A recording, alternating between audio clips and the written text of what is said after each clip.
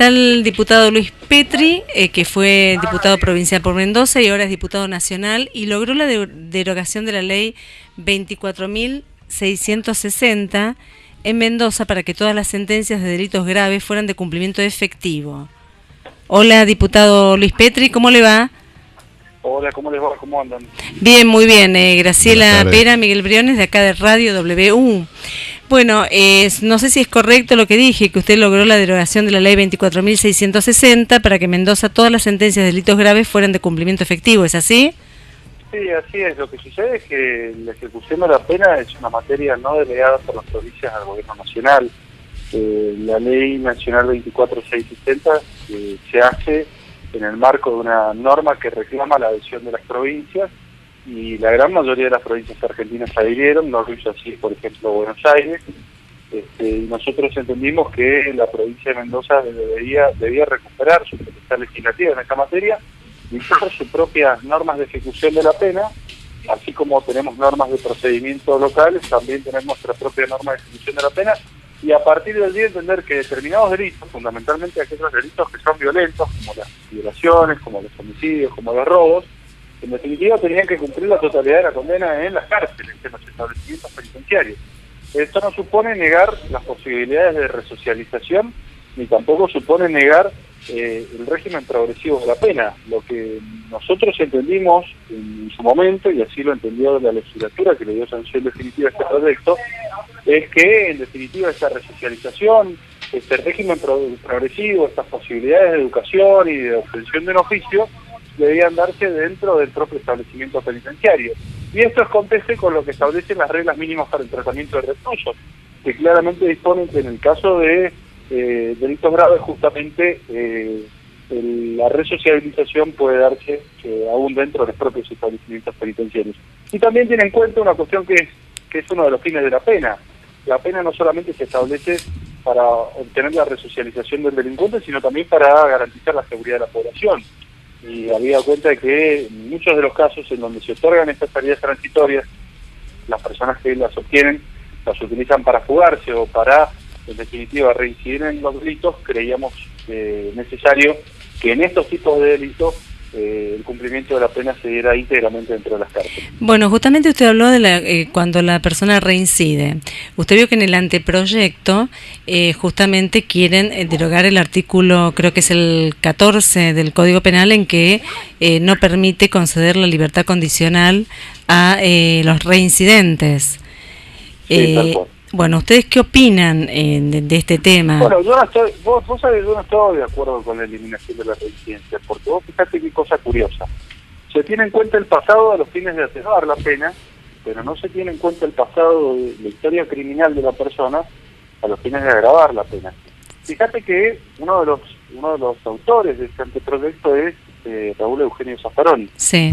Raúl Eugenio Zaffaroni escribió un tratado, y en ese tratado él mismo justificaba la reincidencia en su momento, diciendo que el instituto de la reincidencia se justificaba por la grave alarma social que generaba no el delito, sino la condena anterior de una persona que había sido aprendida, que había sido sometida a un proceso, que había sido condenada, y que posteriormente había sido sometida a la ejecución de la pena, donde supuestamente debía resocializarse, no se resocializaba, cometió un nuevo delito, y esto generaba una grave alarma social. Sí. En base a esta grave alarma social, el propio Zaffaroni justificaba la pertinencia y la necesidad de contar con el Instituto de la Reincidencia.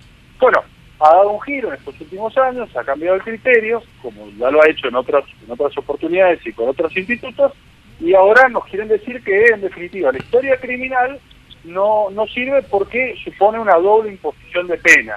Claro, por el principio, el principio no bis in idem. Claro, exactamente, por el principio no bis in idem. Pero este mismo cuestionamiento existía al momento al momento en que Eugenio Zaffaroni escribía este Tratado de Derecho Penal. Y él mismo contestaba a esta cuestión diciendo que no se trataba de una violación al principio non bis in idem. ¿Por qué? Porque no se está poniendo imposición por el delito que cometió, sino por la condena, por la condena que se estableció en algún momento. Entonces no se violaría el principio non bis in idem, que justamente es lo que es. Claro, que no es juzgar dos veces a una persona por un mismo hecho. No se la juzgaría por el delito, sino que en definitiva lo que se tiene en cuenta es la condena y no el delito. Claro. Y a partir de allí no se quebrantaría ese principio. ¿Y por qué ustedes piensan que ha dado este giro? O sea, ¿tienen alguna idea de esto o no? Mirá, Cambió de opinión. La verdad que, sí. Lo que pasa es que hay una tendencia doctrinaria, jurisprudencial. Sí. Este anteproyecto del Código Penal se ha empezado a escribir mucho tiempo antes de... un minuto, le quiero hacer una pregunta porque hay mucha confusión y dicen que esto no es un anteproyecto, que es un borrador. ¿Qué es esto? Sí es es un anteproyecto. De hecho, hubo un decreto presidencial, el decreto 678. Qué casualidad, ¿no? 678. Sí, la verdad que sí. Que convocó una comisión redactora y esa comisión redactora debía elaborar un anteproyecto. Y es un anteproyecto. Pero lo que te quería decir es que ese anteproyecto se comenzó a escribir hace mucho tiempo atrás, no menos de 10, 15 años, donde desde la jurisprudencia se empezaron a declarar la inconstitucionalidad, por ejemplo, de la reincidencia, y una serie de institutos que están incorporados en el Código Penal, y de alguna manera se empezó a generar los antecedentes como para que ahora este anteproyecto fuera madurando, digamos. Claro, exactamente, maduró en los estrados judiciales de algunos jueces, de algunos doctrinarios que descreen del sistema de penas privativas de la libertad, porque esta es la realidad. Entonces, como descreen del sistema de penas privativas de la libertad, las reducen a su mínima expresión, ¿viste? Cuando no las hacen desaparecer. Pero, es falso que sí. Pero hubo un fallo el 11 de marzo que quizás es algo alentador, si bien nuestro sistema judicial no se rige, o nuestro sistema penal por como el anglosajón por jurisprudencia, sino por códigos, pero puede ser una señal porque el 11 de marzo la Corte le negó una condena, una salida condicional a un reincidente.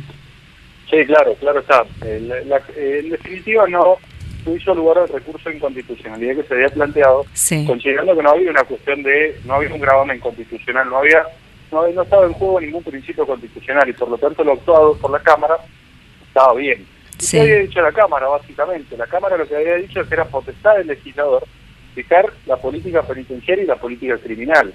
Y esto es lo que nosotros hemos hecho en la provincia de Mendoza y también lo que ha hecho el legislador nacional, lógicamente con distintos criterios, pero de alguna manera lo que nosotros reclamamos que tenemos que hacer como legisladores, que es establecer la política penitenciaria, y la verdad es que, por ejemplo, cuando hablamos de la ejecución de la pena, es inconcebible que se le reclame a un Estado que no cumpla con las sentencias que sus tribunales imponen. Esto es, cuando un tribunal impone una sentencia de 10 años, la expectativa es que esos 10 años se cumplan en prisión.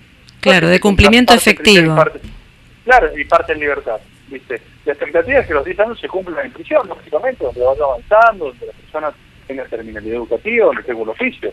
Pero esto no tendrá como una doctrina o una idea, porque por ejemplo sé que en algunos otros delitos también han bajado, porque ellos nos dicen, por ejemplo la ciudadanía o la gente que capaz que técnicamente no entendemos tanto, que sí han subido muchos máximos pero disminuido los mínimos. Por ejemplo, si han disminuido los mínimos de 1 a 5, suben el máximo a 8 pero de 3 lo bajan a 1. Eso es peligroso también.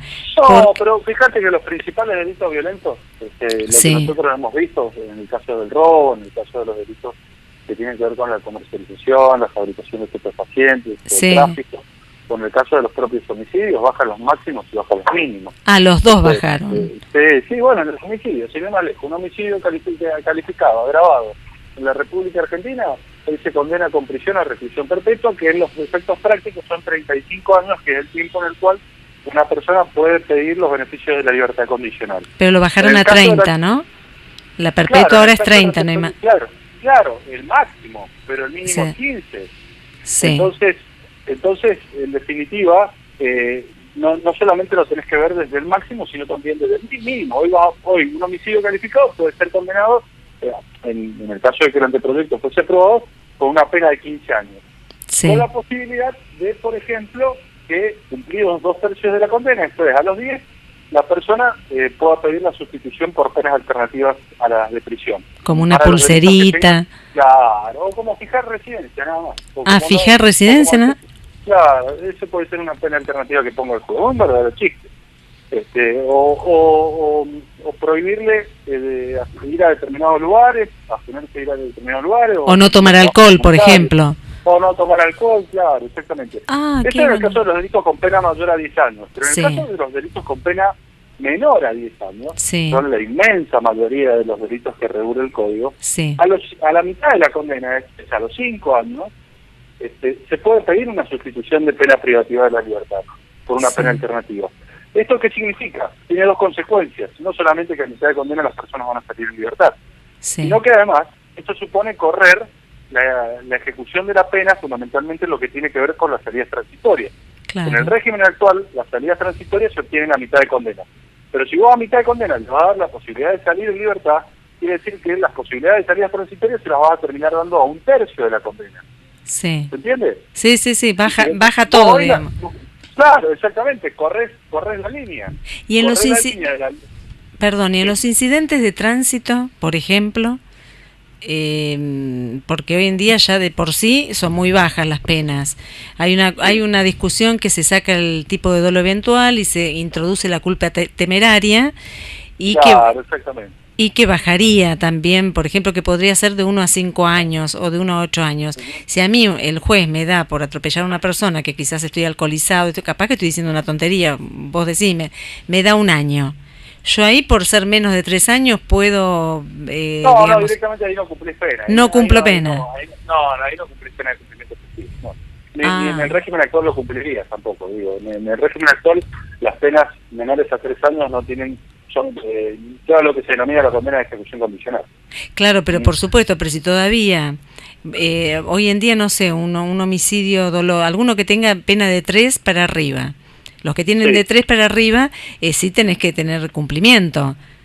Claro, con penas mayores a 3 años, sí. Bueno, pero si bajan de 3 a 1 año y entonces queda a criterio del juez... no, por supuesto, claro. No, pero hay otra cuestión que es aún más peligrosa. Sí. Esto es un caso puntual. Pero en la generalidad de los delitos, fíjate lo que podría ocurrir. Te condenan, te dan la máxima o la mínima del delito. Sí. Pero el juez puede apartarse aún de la fijación de la pena que se establece para el delito. Por ejemplo, en el caso del robo, que actualmente es de 5 a 15, en el régimen en el Código actual. En el Código, en el anteproyecto, le da la posibilidad al juez de apartarse de los mínimos, ir por debajo del mínimo, si en definitiva la persona fue dejada, fue lesionada, por un agente policial o penitenciario o miembro de la Fuerza de Seguridad, o bien por otro interno dentro del establecimiento penitenciario por la culpa en los deberes de vigilancia propios del Estado. ¿Qué significa esto? Que, si de aprobarse el anteproyecto, muchos se automutilarían, irían al juez y se presentarían y le dirían: mire, señor juez, quiero una reducción de pena por debajo del mínimo, porque en definitiva me han golpeado, me han quebrado un brazo o me han pegado, y a partir de allí quiero que en definitiva me atenúe la pena, me la baje, y en muchos casos esto puede llegar hasta suponer recuperar la libertad, lógicamente. Entonces, si es una facultad exorbitante que viola el principio de legalidad de las penas, que a nosotros nos parece a todas luces inconcebible, le da un poder discrecional muy grande a los jueces, porque se podrían apartar incluso de la ley y de los máximos y los mínimos que la propia ley establece, y en definitiva, digo, le daría un salvoconducto muy fuerte a aquellos criminales que quisieran evadir el cumplimiento de las condenas para inventar causas, inventar apremios ilegales, o inventar golpizas dentro de los establecimientos penitenciarios para posteriormente pedir la gracia o el favor del juez para que atenúe por debajo de la misma. O sea, es mucho peor de lo que pensaba. Yo acá mi compañero Miguel le quiere hacer una pregunta. No, una sola pregunta, diputado. Este anteproyecto forzosamente, el procedimiento tiene que pasar por las 2 cámaras. Sí, claro. No sé si por comisión o directamente recinto, ¿no? Para hacer un código debería pasar normalmente un código debería tener un tratamiento legislativo normal, y ese tratamiento legislativo normal supone el pase a comisiones, lógicamente, ¿no? Bueno, pero correcto. Ambas cámaras. Y después se promulga como ley o como nuevo, como el nuevo Código Penal, etcétera, etcétera. El paso, ¿qué paso y lo tiene que convalidar la presidenta? No. Sí, puede, sí, la presidenta, claro está, tiene que... ¿Y la la Corte Suprema puede vetar ese proyecto o ese nuevo Código Penal? No, porque es el Poder Legislativo que no se mete en el Judicial. Perfecto, el único que quería... el Ejecutivo. La Corte lo que podría es declarar inconstitucional determinadas normas que en definitiva contravienen principios constitucionales. Ajá. Ante un planteo específico. Perfecto. Ahora, bueno, caso particular. Bueno, ahora en un planteo específico que yo le pregunto, si quitaran supuestamente el instituto de reincidencia como agravante, ¿no? ¿Hay alguna estadística de cuántos reincidentes hay en el país? ¿Se sabe algo? ¿No hay estadísticas? No sé, ¿tienen alguna idea? No, lo que pasa es que el sistema estadístico nacional está en crisis, no solamente en materia de seguridad, en todos los órdenes. Sí. La verdad es que hay mucha reiterancia, hay mucha reincidencia, hay una tasa altísima de impunidad en relación a los delitos cometidos. Hoy estuvo el jefe de gabinete aquí en la Cámara de Diputados, nosotros le preguntamos cuánta era la cantidad de delitos que se cometían en la República Argentina. Había cuenta de que el último dato que tenemos es del año 2009, en donde ha habido un crecimiento exponencial de los delitos. En ese momento se contabilizaban más de 1.200.000 delitos, esta cifra ha trepado. No dio cifras, no dio números, se omitió deliberadamente contestar esta respuesta. Tenemos una altísima tasa de impunidad porque tenemos más de solamente el 3% de los delitos reciben condena, con lo cual está a las claras de que el 97% de los delitos quedan impunes, y en donde la reincidencia es alta. Por ejemplo, en mi provincia de Mendoza, el gobernador afirmaba que la reincidencia es superior al 70%. Sí. Lo que está claro, sí. Sí, entonces, pero a mí lo que me queda claro es esto. Sí, de aprobarse el anteproyecto de quitar el Instituto de la Reincidencia, ¿qué habría? Llegada a las 2/3 partes de la gente esta que es reincidente, que está presa hoy, ¿habría una catarata de revisión de sentencias? Va a haber seguramente, digo, en el hipotético caso de que esté en y se ha transformado en ley, lógicamente en muchos de los casos va a haber un nuevo cómputo de las condenas. Por la aplicación de la ley penal más benigna, sí. Exactamente, van a pedir muchos, la gran mayoría, porque se cambian los mínimos y los máximos de la gran mayoría de los delitos, sí. Fundamentalmente de los que tenían ya previsión legislativa, sí. Lógicamente sobre esos delitos van a pedir un nuevo cálculo de las condenas, y en algunos casos ese cálculo va a tener como resultante inmediata que aquella persona va a poder pedir, por ejemplo, automáticamente una pena alternativa o sustitutiva a la pena de prisión. Pero escúcheme, si pide en ese momento, ya llegó al tiempo y pide automáticamente la libertad porque le corresponde, entonces no se resocializó porque no hizo ni las salidas transitorias ni que sale directamente a la calle. Pero que pregunto, ¿sale directamente a la calle? ¿Así es? Sí, claro. Y sí, puede ser así, sí. Es decir, es una facultad del juez, pero bueno, claro. Le estás concediendo la posibilidad a la persona que lo pida. Claro, no es obligatoria, pero podría ser. Claro, se podría dar el caso de que la persona lo pidiera y bueno... Claro, con un buen abogado que la obtuviera, lógico. Claro, sí. El juez podría denegársela, esto está claro, hay que decirlo, no sería automático, no sería una cuestión de que a mitad de condena solo sí debe darle la posibilidad de... Claro, no es taxativa ahí la ley. Claro, la ley le da la facultad. De otorgársela. Claro, pero también, también el detenido puede recurrir a otra instancia y recurrir y así poder obtenerla también. No, por supuesto. Bueno, la ley le da esa posibilidad de pedirla. Sí. Y a partir de allí quedará a criterio judicial si se lo dan o no. Y otro tema, lo último, sabemos que Gil Lavedra, el jurista Gil Lavedra, que es de la Unión Cívica Radical, que es el partido donde usted desarrolla su actividad, fue uno de los que, escribió este anteproyecto o redactó este anteproyecto. ¿Y ustedes cómo, en este aspecto, no sé, cómo se llevan con esto? Porque por lo que veo ustedes no están de acuerdo. No, por supuesto no. Bueno, Gil Lavedra es una personalidad reconocida, prestigiosa, un hombre muy respetado por su trayectoria, por su pasado, por su presente, lógicamente, pero independientemente de eso no coincidimos, al menos el mismo Gil Lavera decía que no era oportuno el tratamiento de este código cuando se lo entregó en mano a la presidenta. Lo que pasa es que nosotros no coincidimos en la respuesta punitiva que se da. Es decir, la respuesta penal que ofrece el anteproyecto a nosotros no nos convence. Bueno, y esto es lo que hemos venido planteando desde que este código salió a la luz, incluso antes que muchos de los que posteriormente salieron a criticarlo. Está bien. Bueno, y alguna referencia con respecto a que ayer había un audio de la presidenta que hablaba de las drogas, que los que son pobres toman drogas más baratas y los que son ricos drogas más caras, pero no es que no se drogan los ricos, pero en realidad tampoco habló mucho. Con respecto al el delito que es federal, ¿no? El delito de drogas, sí, claro, del tráfico de drogas. ¿Cómo estamos más o menos parados? Sí, estamos muy mal, porque la verdad que como ha habido una negación por parte del Estado del grave problema de las drogas, sí, el crecimiento exponencial es formidable. Imaginémonos que la República Argentina incrementó notablemente su tasa de consumo de cocaína, el 2,6% de la población consume cocaína.